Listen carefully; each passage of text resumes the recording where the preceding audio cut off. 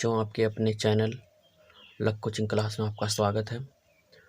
आज कक्षा 10 विषय गणित में प्रैक्टिस सेट 2 से संबंधित कुछ महत्वपूर्ण प्रश्न फिर लेकर आया हूं। इसके पहले क्वेश्चन नंबर 22 तक का सॉल्यूशन अब पिछले वाले वीडियो में बता दिया गया था और आज हम देखेंगे इसमें क्वेश्चन नंबर 23 से। तो आइए देखा जाए। क्वेश्चन नंबर 23 कह रहा है संख्याओं की उस सूची के प्रथम 25 पदों का योगफल निकालना है जिसका n वां पद दिया है और इस श्रेणी में मतलब समांतर श्रेणी से संबंधित न्यूमेरिकल है, क्वेश्चन है और इसमें श्रेणी का n वां पद दिया है। श्रेणी का n वां पद जिसे हम an के द्वारा व्यक्त करेंगे, दिया है 3 + 2n, n वां पद है। ज्ञात करना है 25 पदों का योगफल, 25 पदों का योगफल यानी यस 25 का मान निकालना। तो सबसे पहले हमें श्रेणी बनाना पड़ेगा। श्रेणी से प्रथम पद और सर्वांतर निकालना पड़ेगा। श्रेणी का n वां पद दिया, अगर समांतर श्रेणी का n वां पद दिया तो हम श्रेणी बना सकते हैं। कैसे बनाएंगे? इसमें n का मान हम 1 2 3 रखते जाएंगे तो हमें प्रथम पद, द्वितीय पद, तृतीय पद मिलता जाएगा और श्रेणी मिल जाएगी हमें। या यहाँ पे ये n वां पद दिया है तो हम यहाँ से n बराबर 1 2 3 इस प्रकार रखेंगे। तो यहाँ से हमें मिल जाएगा प्रथम पद n बराबर 1 रखेंगे तो a1 आ जाएगा प्रथम पद। 3 + 2 × 1 बराबर 3 + 2 बराबर 5। प्रथम पद कितना आ गया? 5। n बराबर 2 रखेंगे अब तो a2 का मान आएगा दूसरा पद। 3 + 2 × 2, 2 दूना 4, 3 + 4, 4 3 कितना हो जाएगा? 7। तो a2 बराबर हो गया 7, दूसरा पद 7 आ गया। n बराबर 3 रखेंगे तो a3 आएगा और a3 का मान 3 + 2 × 3, 3 दूनी 6 यानी 3 + 6 बराबर 6, 3 कितना हो जाएगा? 9।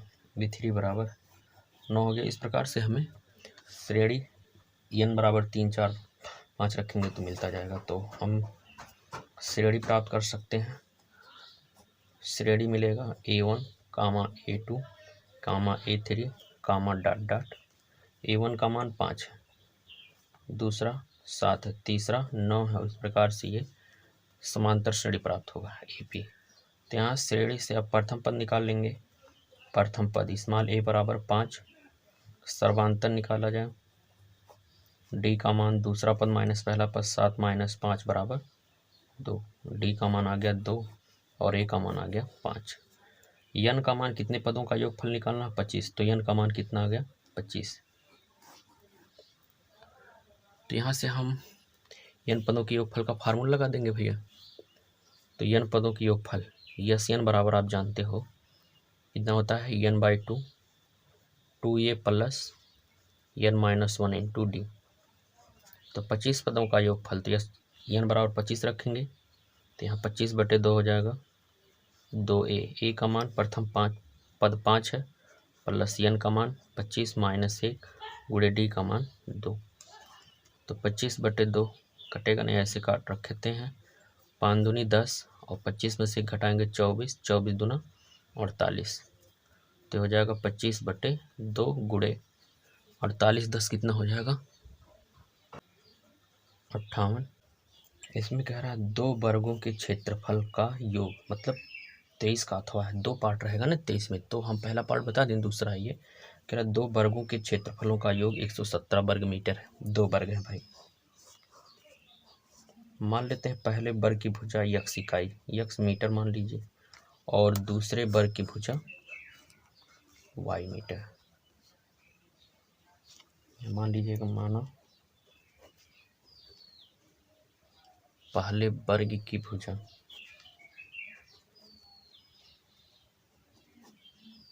x मीटर, दूसरे वर्ग की भुजा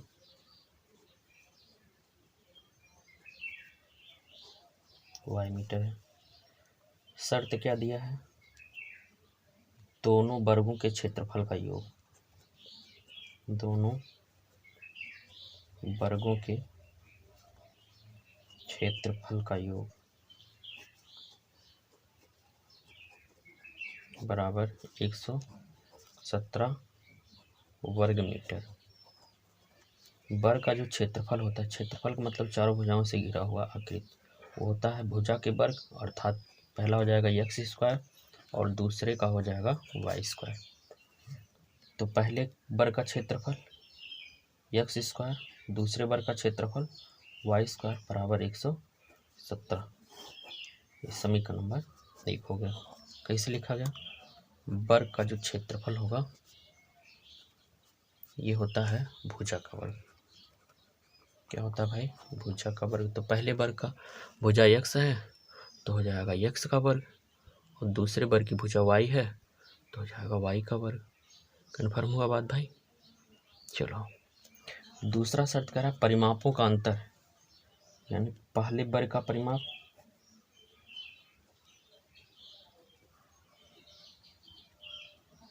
माइनस दूसरे वर्ग का परिमाप,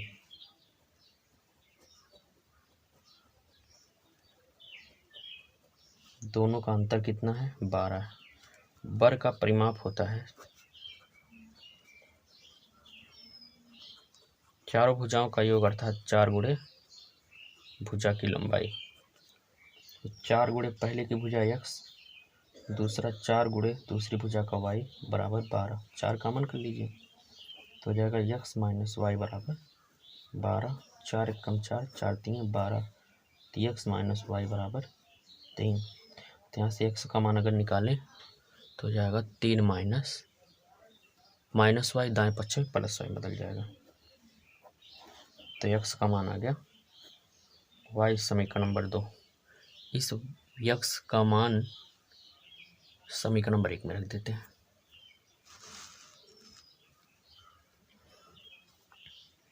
समीकरण 1 व 2 से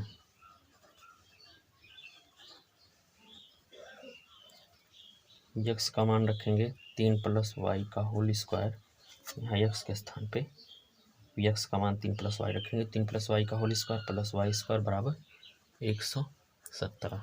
यहाँ A plus B whole square formula लगा देंगे तो 3 का वर्ग 9 plus y square plus 6y plus y बराबर वाई स्क्वायर बराबर 117। तो y square 2y square plus 6y plus 9, और ये प्लस 117 दाएं पक्ष से बाएं पक्ष में आएगा तो माइनस 117 हो जाएगा।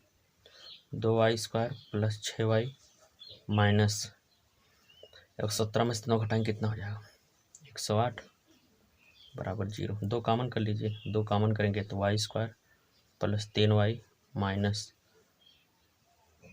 54 बराबर 0। 2 कॉमन करेंगे ना, 2 पंचे 2 चौका 8, तो 2 इधर गुणा करें पक्ष में जाके भाग कराएगा तो बचेगा Y square plus 3y minus 54 बराबर 0। 3 लाना है भैया, 9 छक 54 होता है ना, 9 में से 6 घटा देंगे 3 तो आएगा, तो जाएगा वाई स्क्वायर प्लस ये 9 माइनस 6 इंटू वाई माइनस 54 बराबर 0। तो वाई स्क्वायर प्लस 9 का गुणा वाई में कराएंगे तो 9y माइनस 6 का गुणा वाई में 6y माइनस 54 बराबर 0। अब यहाँ से y कॉमन करेंगे तो यहाँ बचेगा y प्लस 9 माइनस 6 कॉमन करेंगे तो y प्लस 9 बराबर 0। सिर्फ y प्लस 9 कॉमन करिए तो बचेगा y माइनस 6 बराबर 0। यहाँ तक समझ में आया भाई आपको? यहाँ से जब पहला पद y प्लस 9 बराबर 0 रखेंगे तो यहाँ से y बराबर माइनस 9 होगा। चूँकि y एक भुजा की लंबाई है इसलिए ये अमान्य होगा, क्योंकि लंबाई कभी निगेटिव में नहीं आता। तो अब जब हम y माइनस 6 बराबर 0 रखेंगे तो y बराबर कितना हो जाएगा? y बराबर हो जाएगा प्लस 6, यही मान होगा। और y का मान समीकरण नंबर हम 2 में रखेंगे तो x का मान मिल जाएगा। y का मान समीकरण 2 में रखेंगे, 2 में रखने पर तो ये यक्स प्लस 3 यक्स बराबर कितना है, यक्स बराबर है 3 + वाई, तो हो जाएगा 3 + वाई का मान 6 बराबर कितना 9, इसका मान आ गया 9। अतः पहले वर्ग की भुजा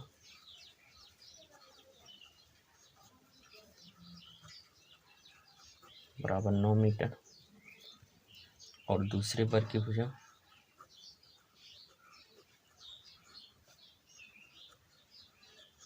बराबर 6 मीटर। ये इसका आंसर। आशा करते क्वेश्चन समझ में आया। आइए देखा जाए अगला क्वेश्चन। इसमें कह रहा 60 मीटर ऊंची एक चोटी से एक मकान के छत तथा आधार के अनुमान कोण क्रमशः 45 और 60 अंश है। उस मकान की ऊंचाई तथा मीनार से उसकी दूरी ज्ञात कीजिए। देखिए भाई, एक मीनार बनाते हैं।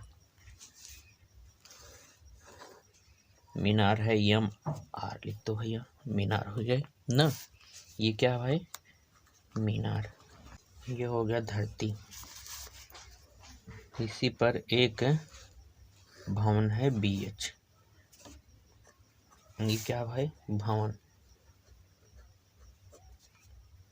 इसकी ऊंचाई हमें निकालना है तो मान लेते हैं h मीटर है, जबकि मीनार की ऊंचाई कितना मीटर दिया, 60 मीटर।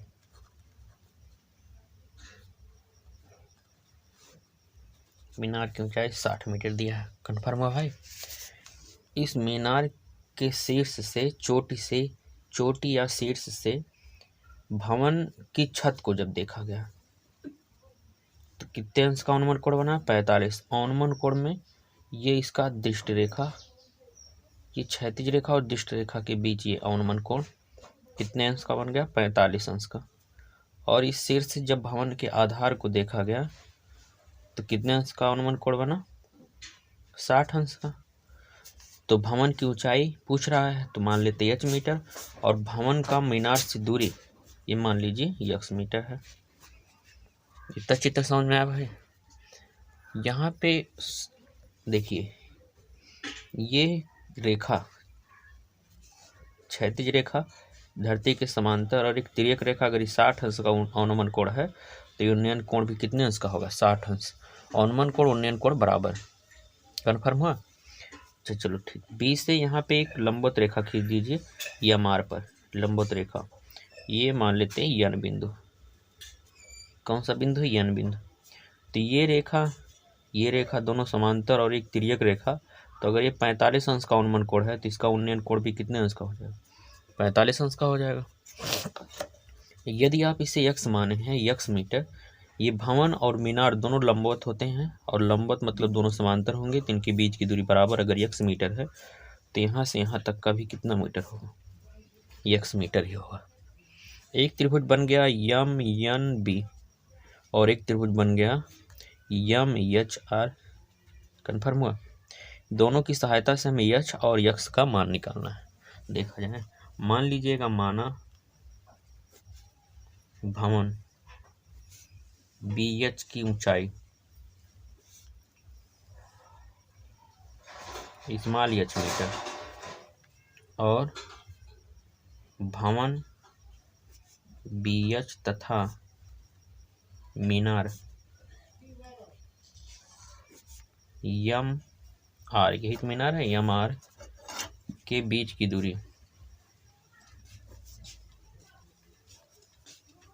दूरी एच आर बराबर x मीटर, और ये एच आर किसके बराबर होगा, बी एन के भी बराबर होगा, बी एन बराबर भी x मीटर होगा। त्रिभुज यम एच आर में थीटा 60, लंब और आधार दिया, tan का प्रयोग करेंगे। tan थीटा बराबर लंब बटे आधार, थीटा का स्थान पे है 60 अंश बराबर लंब बटे आधार 60 बटे x। tan 60 अंश का मान भैया बताओ, √3 होता है, √3 बटे 1 लिख दें बराबर 60 बटे x। तो यहाँ से x का मान कितना हो जाएगा, x का मान हो जाएगा 60 बटे √3।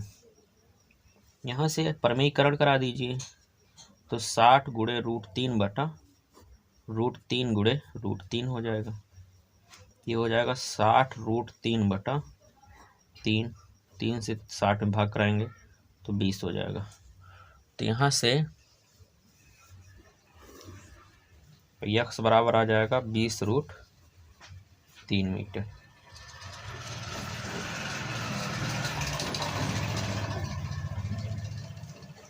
अब यहाँ त्रिभुज यम एन बी में कर दीजिए। यम एन बी में tan 45 अंश का प्रयोग किया जाए। tan 45 अंश बराबर लंब बटे आधार। लंब है यम एन और आधार है बी एन। तो यम एन का मान मालूम नहीं है। टोटल ऊंचाई कितना दिया है? टोटल ऊंचाई 60 मीटर, जबकि बी एन बराबर किसके होगा? एन आर के। बी एन का मान एच है, बी एन बराबर एच है, तो एन आर बराबर भी कितना होगा? H metre. तो बची हुई दूरी कितनी होगी बताओ भाई? 60 माइनस एच मीटर। भाई टोटल 60 था, 60 में से एच घटा दीजिए तो 60 माइनस एच है तो बचेगा। तो लंब का मान है 60 माइनस एच बटे आधार। आधार का मान कितना है? यक्स। tan 45 अंश का मान यक्स 1 होता है, तो 1 बराबर 60 माइनस एच बटे यक्स। तो यहाँ से आप सॉल्व करेंगे, त्रियक गुणा कराएंगे, तो यक्स बराबर कितना हो जाएगा? यक्स बराबर होगा 60 माइनस एच। यक्स का मान यहाँ से रख दीजिए, इसमें समीकरण 1 मान लीजिए। समीकरण 1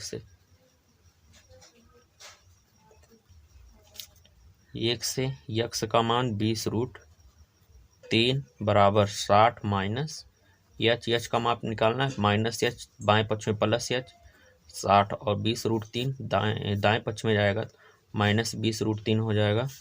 20 कॉमन कर लीजिए तो ये 3 माइनस √3 एच का माप आ गया। अतः भवन की ऊंचाई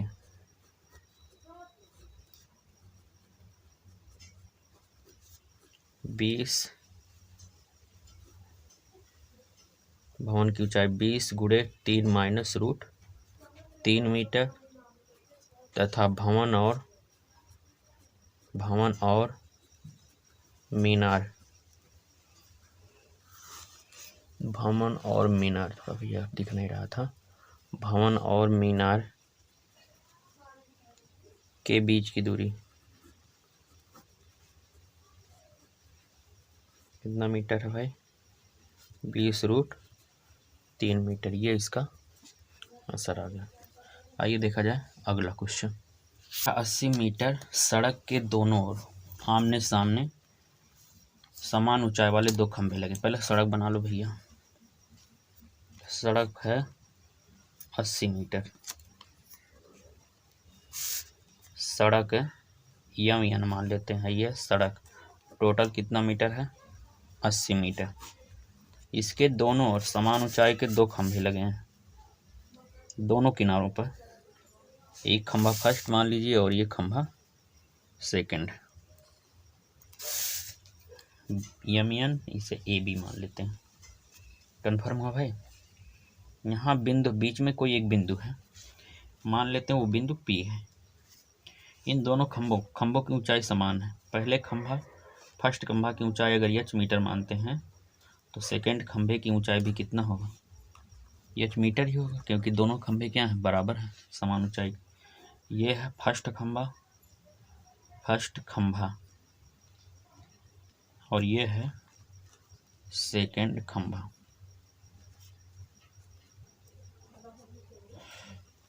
भाई बढ़िया समझ में आया? चलिए आगे देखा जाए। इन दोनों खंभों के बीच सड़क के एक बिंदु से, मान लेते बिंदु P है, खंभे के शिखर के उन्नयन कोण 60 और 30 अंश है। एक है 60 अंश का कोण बना, तो दूसरी ओर कितने का? 30 अंश का उन्नयन कोण बना। खंभों की ऊंचाई और बीच की दूरी बताइए। तो मान लेते हैं पहले खंभे से बिंदु P के बीच की दूरी x मीटर है, तो बिंदु P से दूसरे खंभे के बीच की दूरी कितना हो जाएगा? 80 माइनस x मीटर। ये भाई टोटल 80 था, x निकाल दो तो 80 माइनस x मीटर ही तो होगा। तो यहाँ पे आप लिखिएगा माना फर्स्ट खंभा यानी पहले खंभे से पी के बीच की दूरी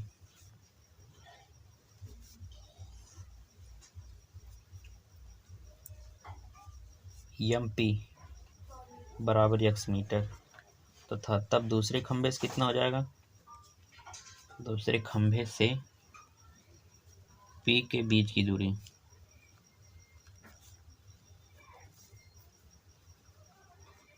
यानी PN बराबर 80 माइनस x मीटर। कन्फर्म हुआ बात भाई। चलिए, त्रिभुज AMP में थीटा बराबर 60 लंब बटे आधार यानी tan का प्रयोग करेंगे। tan 60 अंश बराबर लंब बटे आधार, लंब है h और आधार कितना है x। tan 60 अंश का मान √3/1 बराबर h बटा x। तो यहाँ से h बराबर हो जाएगा x√3। कन्फर्म हुआ बात भाई। दूसरा त्रिभुज लिया जाए, त्रिभुज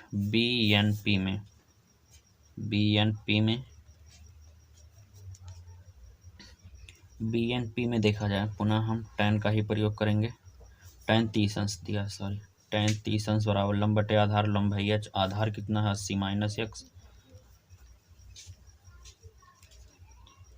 tan 30 अंश का मान 1/√3 बराबर h बटा 80 माइनस x। तिर्यक गुणा कराते हैं।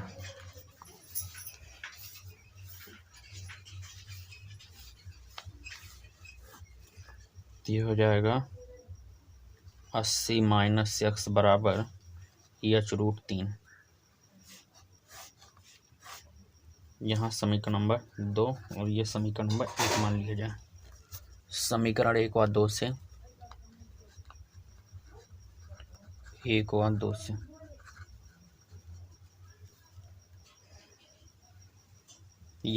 h का माप रख दीजिए। यहाँ 80 माइनस x बराबर x का माप है x√3 और यहाँ पे गुणे √3 तो हो जाएगा 80 माइनस x बराबर 3x।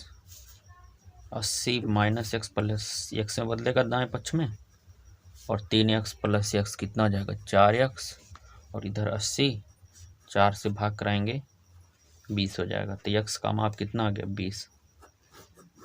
तो समीकरण 1 से h बराबर हो जाएगा 20√3। ये x का मान समीकरण 1 में रखा गया। तो आप बता सकते हैं अतः खंभे की ऊंचाई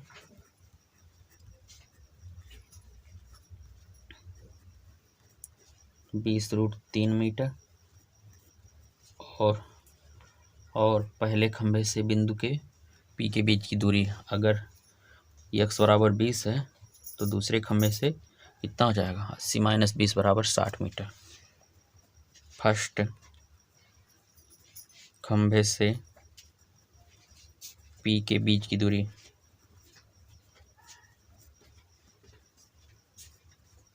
(20 मीटर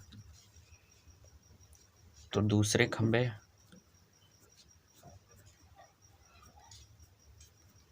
से P के बीच की दूरी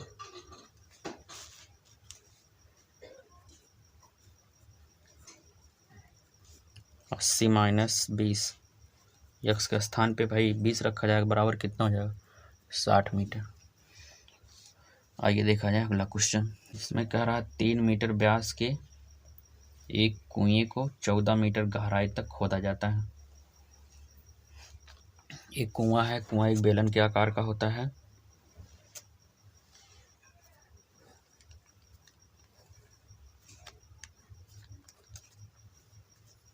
ये कुआं है, कितना मीटर इसका व्यास दिया है, कुएं का व्यास 3 मीटर तो इसकी त्रिज्या कितनी हो जाएगी, त्रिज्या r बराबर हो जाएगा 3/2 मीटर। 14 मीटर इसकी गहराई है, कैपिटल H बराबर 14 मीटर। इतना तो समझ में आया भाई। कह रहा है इससे निकाली हुई मिट्टी को कुएं के चारों ओर 4 मीटर चौड़ी, कुएं की चारों ओर 4 मीटर चौड़ी एक बलय बना दिया गया, बांध बनाया गया। बांध एक बलय के आकार का होगा। ऐसा मतलब ये है कि इसमें मिट्टी रख दिया जाए, तो मिट्टी रखने के बाद ना इस बलय के रूप का हो जाएगा बांध। गांव में पुराना जो कुआं होगा उसके चारों तरफ चबूतरा जो बना होता है वो एक बलय के आकार का होता है। अगर हम ऊपर से देखें तो ये बलय कुछ इस तरह से दिखाई देगा, ऐसे। ये देखो भाई, इसी पर बैठा जाता है या इसी पर से चला जाता है। और ये कुएं का मुख है और पानी अंदर रहता है। ये 4 मीटर चौड़ाई का है और इसकी त्रिज्या 1.5 मीटर मतलब 1.5 मीटर का है। स्मॉल त्रिज्या 1.5 मीटर, तो इसकी बाह्य त्रिज्या कितनी हो जाएगी? 4 मीटर चौड़ाई में 1.5 मीटर जोड़ दीजिए तो कैपिटल आर का मान 5.5 मीटर हो जाएगा। कन्फर्म हुआ भाई? तो कह रहा है बांध की ऊंचाई ज्ञात कीजिए। तो मान लीजिएगा बांध की ऊंचाई कितना मीटर है? Small h metre. माना बांध की ऊंचाई स्मॉल h मीटर। देखिए भाई, इस कुएं से निकाली गई मिट्टी को कहाँ रखा गया? बांध को बनाने में लगाया गया है, बांध बनाने में रखा गया है। तो कुएं से निकाली गई मिट्टी का आयतन बांध के आयतन के क्या होगा? बराबर होगा। कन्फर्म हुआ भाई? चलो इतना तो समझ में आया। अच्छा, बलय में एक आंतरिक त्रिज्या होगी और बाह्य त्रिज्या। बलय या बलयाकार बांध की त्रिज्या में एक बाह्य त्रिज्या है। बाह्य त्रिज्या कैपिटल आर का मान, ये 1.5 मीटर, आंतरिक त्रिज्या 4 मीटर चौड़ा, तो 4 + 1.5 बराबर 5.5 मीटर कैपिटल आर का मान होगा। और आंतरिक त्रिज्या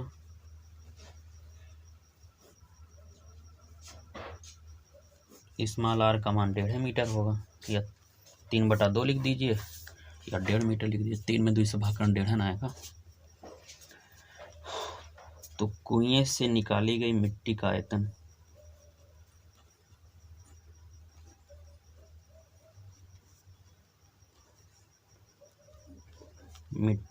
आयतन बराबर बलय का आयतन।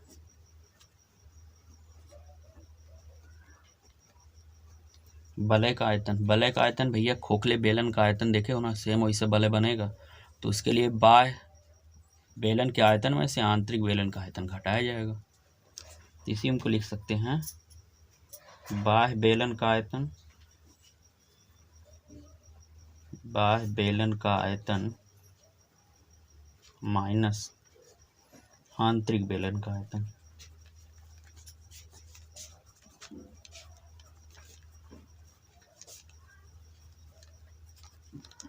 चलो भैया, कुएं से निकाली गई मिट्टी का आयतन, यानी बेलनाकार कुआं है तो बेलन के आयतन के बराबर होगा। बेलन का आयतन होता है πr² h, के कैपिटल H माने थे कुएं का और त्रिज्या स्मॉल r माने थे। ठीक। बलय का आयतन बाह्य बेलन के आयतन में से आंतरिक बेलन का आयतन घटाया जाता है। तो बाह्य बेलन का आयतन पाई कैपिटल R माना गया है। बाह्य त्रिज्या कितनी मानी गई? Capital R। तो पाई कैपिटल R²। ये इसकी ऊंचाई, बलय की ऊंचाई कितना? h लिखा गया माइनस आंतरिक, यानी पाई स्मॉल r² h। पाई पाई पाई सब में भैया कॉमन, पाई हो जाएगा कॉमन, तो ये हो जाएगा r² इंटू कैपिटल H² बराबर, यहाँ से पाई h कॉमन कर लो तो capital R² minus small r²। पाई से पाई कैंसिल। स्मॉल r का मान कितना दिया? 3/2 रख दें तो ये हो जाएगा 3/2 गुणे 3/2, क्योंकि स्क्वायर में है, गुणे h का माप कितना है? 14 बराबर स्मॉल h का मान मालूम नहीं, कैपिटल R का माप है 5.5, तो 5.5 का वर्ग और माइनस 1.5 का वर्ग। तो ये 2 1 कम 2 2 सत्ते 14 कट गया, 3 त्रिका 9 9 सत्ते 63/2 और इधर यह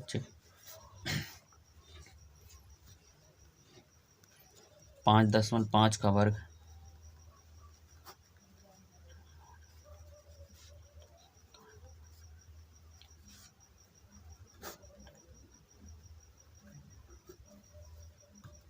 हो जाएगा 29.25 माइनस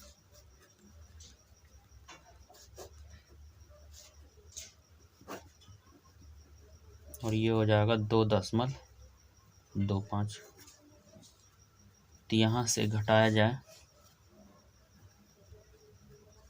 तो ये हो जाएगा 0 0 27 गुणे h बराबर 63/2।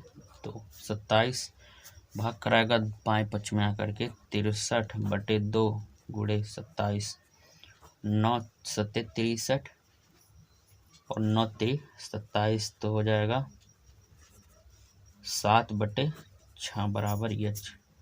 h का माप आ जाएगा लगभग 1.16 मीटर। अतः बलय की ऊंचाई कितना हो जाएगा 1.16 मीटर लगभग। अतः बांध की ऊंचाई बराबर 1.16 मीटर लगभग। NCERT का ये क्वेश्चन था और ये आप सिलेबस में पढ़ भी चुके हैं।